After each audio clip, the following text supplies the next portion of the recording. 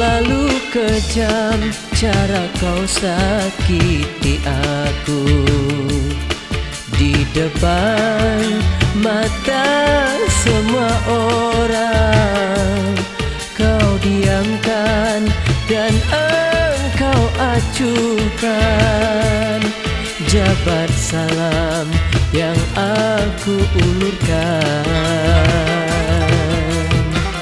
Terlalu tajam lidahmu melecehkanku. Di matamu aku bagaikan hewan, hanya karena satu kesalahan yang tak sengaja aku lakukan.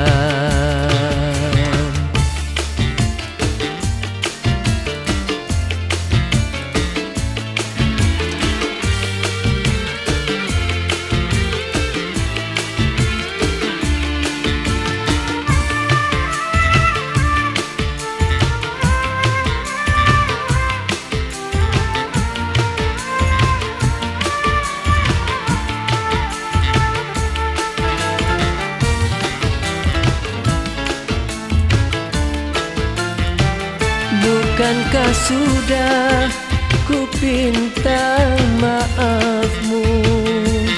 Mengapa kau permalukan aku?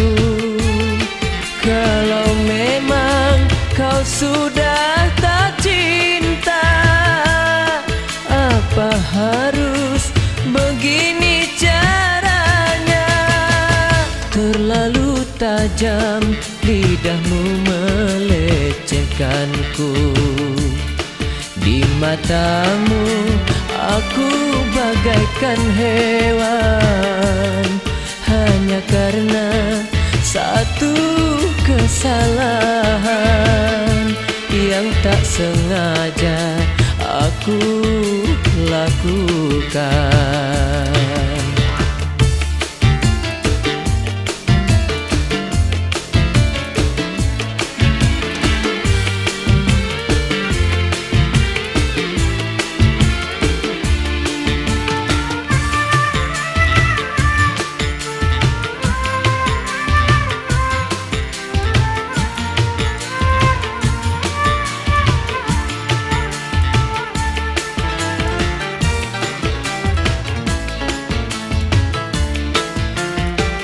Bukankah sudah ku pinta maafmu?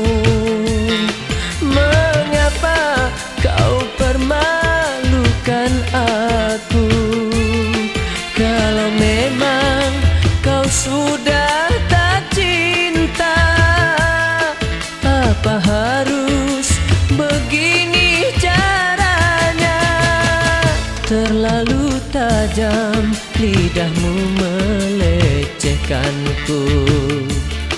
Di matamu aku bagaikan hewan, hanya karena satu kesalahan yang tak sengaja aku lakukan. Yang tak sengaja aku lakukan.